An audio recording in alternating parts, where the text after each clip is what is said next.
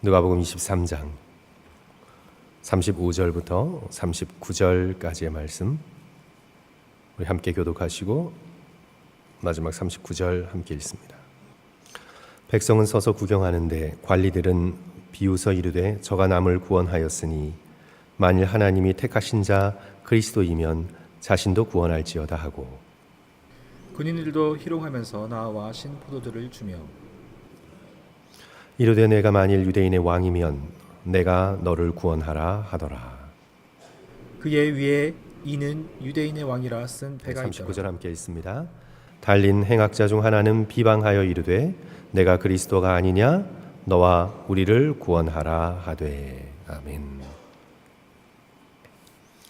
오늘 이 말씀 가운데 등장하는 사람들은 모두 다 하나의 거대한 아이러니를 알고 있습니다.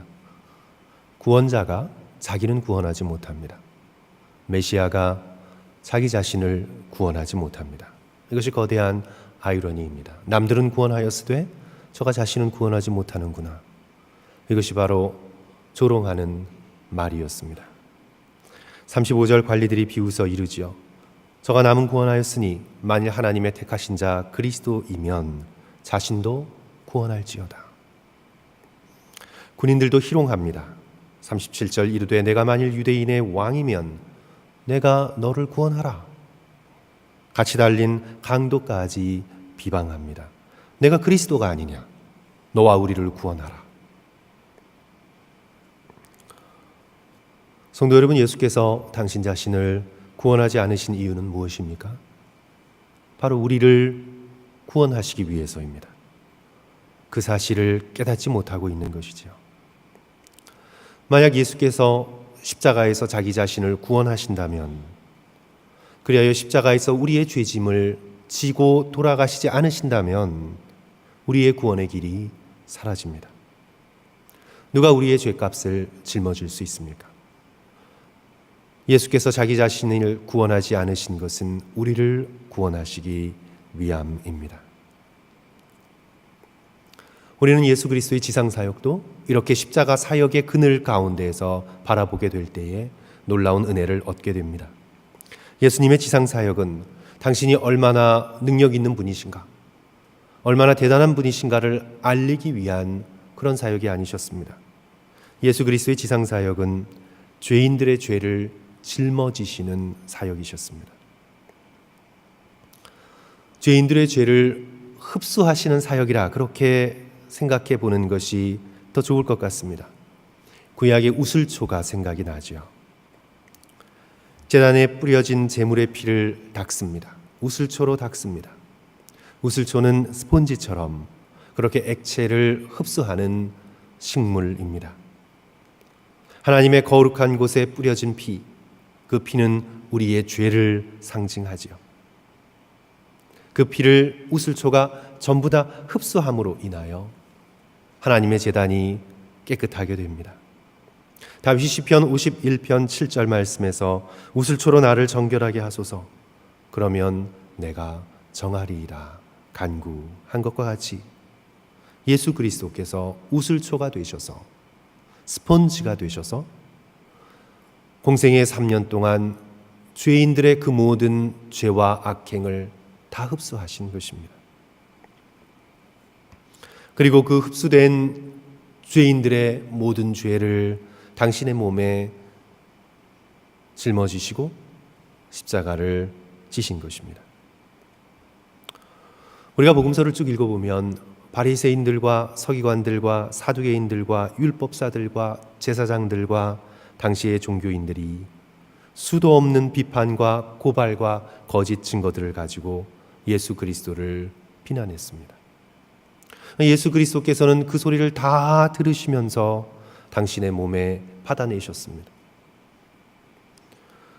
단 한마디도 보복하지 않으시고 예수 그리스도께서는 대신 진리를 진리로 증거하셨습니다. 사랑하는 성도 여러분, 우리가 신앙생활을 하면서도 교회 안에서든 교회 밖에서든 나쁜 말 한마디만 들어도, 우리의 인격에 상처를 주는 아픈 말 한마디만 들어도 우리는 힘들어합니다. 그런데 예수 그리스도께서 들은 고발을 한번 생각해 보십시오. 귀신이 들렸다는 고발, 귀신의 우두머리인 바알세불을 힘입어 귀신을 쫓아낸다는 그런 신성 모독적인 고발, 먹기를 탐하는 자라는 고발, 죄인들의 친구라는 고발, 정신 나간 자라는 고발. 공생애 동안 예수 그리스도께서는 사람들의 온갖 비난을 다 받아내셨습니다. 그리고 결국 저를 십자가에 못 박으소서, 십자가에 못 박으소서 외치는 백성들의 집단적인 외침까지 아무 변명 없이 다 받아내셨습니다. 그리고 우리가 오늘 본문에서 듣게 된 바 제사장과 관리들과 군인들과 심지어는 함께 달린 강도들까지 예수 그리스도를 향해 쏟아내고 있는 온갖 조롱과 비난과 침뱉음을 다 받아내셨습니다. 그렇게 인간의 온갖 죄된 것들을 거룩하신 몸에 다 받아내시고 흡수하여 십자가에 달려 죽고 계시는 것입니다. 예수님의 치유 사역 역시 단순히 예수님이 능력이 있는 분이구나, 예수님의 대단한 기적의 그런 능력을 가지고 계신 분이시구나를 증명하기 위해서 그렇게 성경이 쓰여진 것이 아니지요. 이는 예수 그리스도의 구속 사역을 우리들에게 미리 보여주고 있는 것입니다. 예수께서 나병 환자를 고치실 때 마가복음 1장 40절은 이렇게 증언합니다. 예수께서 불쌍히 여기사 손을 내밀어 그에게 대시며 이르시되 내가 원하노니 깨끗함을 받으라. 그 나병이 어디로 갔습니까? 나병이 그냥 사라졌습니까? 그 병의 나쁜 균들이 다 어디로 갔습니까? 그냥 낫는 법은 없습니다. 그 나병이 어디로 갔나요? 예수께서 그 나병을 친히 흡수하셨습니다. 그리고 당신 자신은 나병 환자보다 더 극악한 모습으로 십자가에 달리시고 대신 그는 깨끗함을 얻게 되는 것입니다. 예수께서 중풍병자를 고치셨습니다. 작은 자야 내 죄 사함을 받았느니라. 그 죄가 어디로 갔습니까? 그 중풍병자의 죄가 그냥 어디로 하늘로 흩어졌습니까? 아닙니다. 예수 그리스도께로 왔습니다. 그 중풍병이 예수께로 가서 손과 발도 움직일 수 없이 십자가에 못 박혀 그를 위해 그리고 또한 우리를 위해 대신 죽으셨습니다. 손 마른 사람을 고치실 때 내 손을 내밀라. 예수께서 손을 잡아주시며 그 손에 생명력 없는 죽음이 지배하고 있는 그 손을 생명의 손으로 되돌려 놓으셨습니다. 죽음의 권세가 어디로 갔습니까? 공중에 흩어졌습니까? 예수 그리스도께로 들어왔습니다. 혈류병을 앓는 여인이 예수님의 옷자락을 만지고 치유를 받았습니다. 예수님의 옷자락이 초능력적인 어떤 그런 신비한 능력이 있어서입니까? 그 혈류병이 어디로 갔습니까?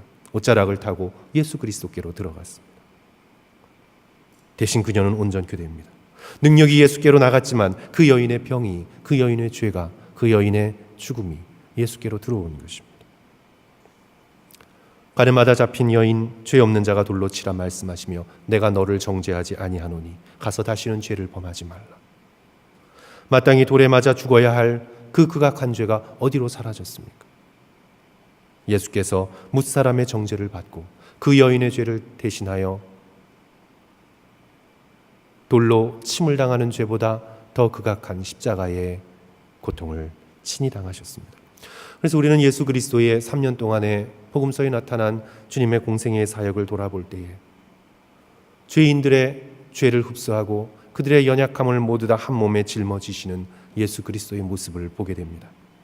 그리하여 그 모든 것들을 가지고 골고다의 희생의 길을 기꺼이 감당하며 걸어가시는 예수 그리스도의 귀한 모습을 우리는 보게 되는 것이죠. 그러므로 성도 여러분, 오직 복음만이 벼랑 끝에 선 사람들에게 구원의 소망을 가져다 줍니다. 아무런 선함이 자기 자신에 없음을 깨닫고 오직 자기가 행한 것은 죄뿐임을 깨닫는 벼랑 끝에 선 이 세상에선 아무런 소망이 없는 자에게 그러기에 복음은 소망을 가져다 주는 것입니다. 구원의 소망이 자기 자신에게 있지 않고 예수께만 있음으로 인하여 예수 그리스도께서 우리를 위해 희생의 길, 십자가의 길을 가셨기 때문에 이 땅 가운데 아무 소망이 없는 십자가에 달린 강도에게까지 구원의 놀라운 은혜가 흘러 넘치는 것입니다. 이것이 바로 복음의 비밀입니다. 이것이 바로 기독교가 다른 종교와 비교할 수 없이 갖고 있는 놀라운 은혜의 능력입니다. 아무 소망 없는 마지막 죄인에게까지도 거대한 예수 그리스도의 사랑이 가능함을 우리들에게 보여주고 있죠. 저는 오늘 말씀을 그 세뮤엘 페이튼이라는 사람의 이야기로 마치려고 합니다. 그가 마지막에 남긴 편지로 인해서 알려진 사람입니다. 15살에 옷 한 벌을 훔친 대로 7년형을 선고받습니다. 다행히도 3년 정도 복역한 다음에 석방이 됩니다. 그런데 한 1, 2년이 지난 다음에 다시 시계를 훔칩니다. 그래서 시계를 훔친 죄로 다시 7년형을 선고받고 1787년 당시 죄수를 수감하던 호주 시드니로 유배가 됩니다. 오늘날에는 감히 상상할 수 없는 그런 형량이죠. 거기서 이제 노역을 시작하게 돼요. 유배된 지 5개월도 되지 않아서 또다시 문제를 일으킵니다. 교도관의 셔츠와 양말과 빗을 훔칩니다. 3번에 걸친 계속된 절도로 그 당시 절도를 무척 엄하게 다스렸던 시절이고 3번이나 반복되는 죄는 도저히 갚을 수가 없다라고 법원이 판단하여서 세뮤엘 페이튼에게 교수형을 선고합니다. 그래서 1788년 6월 25일 동료 죄수들이 보는 앞에서 공개적으로 교수형에 처형되죠. 이제 그 사형을 기다리면서 이제 그 사형 날짜, 집행 날짜를 기다리면서 보낸 시간 속에서 이 세뮤엘 페이튼이 어머니에게 편지를 씁니다. 그리고 그 편지가 함께 있던 죄수를 통해서 또 전해지면서 18세기, 19세기 부흥사들의 설교에서 십자가의 은혜에 대한 예화로 많이 인용이 됩니다. 성도 여러분, 이 21살에 이제 자신의 지은 죄로 인해서 교수형을 앞두고 있는 이 세뮤엘 페이튼의 편지를 제가 읽어드릴 때 성도 여러분 좀 길지만 좀 들어보시기 바랍니다. 사랑하는 어머니, 지난 몇 개월 동안 어머니께 편지로라도 마지막 인사를 드릴 수 있을까 노심초사했습니다. 저의 운명은 이미 돌이킬 수 없게 확정되었고 이제 저는 내일 아침이면 끝없는 미지의 영원한 세계 속으로 들어갑니다. 제가 어떻게 이지영이 되었는지 자세하게 알려드리지는 않으려 합니다. 다만 악행을 주체하지 못했던 저의 잘못이 후회스럽습니다. 어렸을 적부터 진작 부모님의 말씀을 따라 뿌리 뽑아야 했던 죄된 습관을 이 나이가 먹어서까지 버리지 못한 것이 한스럽습니다. 지난 시간을 돌아볼 때 저 때문에 늘 초조해했고 힘들어했던 어머니의 모습에 죄송스러울 뿐입니다. 하지만 지금 저의 모든 잘못과 지난날의 모든 죄를 하나님의 용서하심에 맡깁니다. 예수께서 나의 구주가 되셔서 저를 위해 죽으셨음을 믿습니다. 지금 저는 오직 예수님의 자비만 의지합니다. 그 자비로 나의 죄가 씻겼음을, 다가오는 세상에서 안식할 수 있음을 믿습니다. 어머니께 지어드린 고통의 짐을 하나님께서 돌봐주시리라 믿습니다. 저의 모든 취했던 모습을 어머니의 기억에서 지워버리세요. 대신 천국에서 다시 만나게 되는 그날만을 생각해 주세요. 저는 지금 저의 죄를 진심으로 참회합니다. 오직 복된 구원자 되신 예수님의 공로만을 붙들고 있습니다.